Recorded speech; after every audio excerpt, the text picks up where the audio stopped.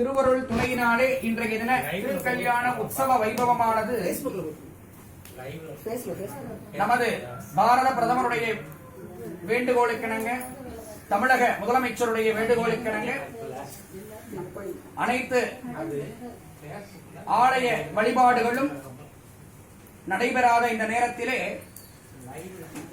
இன்றைய தினம் சுபமுகூர்த்தமாகிய நன்னாளிலே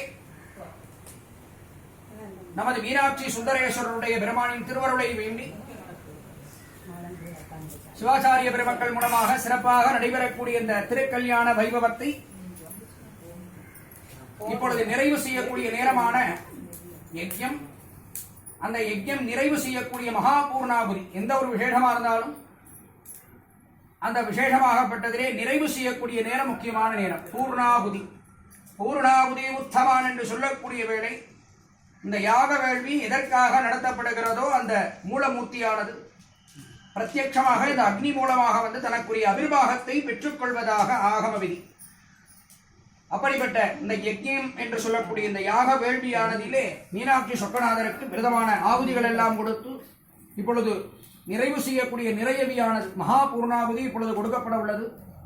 இந்த காணொலி மூலமாக அனைத்து பக்த மையன்பர்களும் எல்லாம் உள்ள வலம்புரி மங்கள விநாயகரையும் நமது மீனாட்சி சொக்கநாதருடைய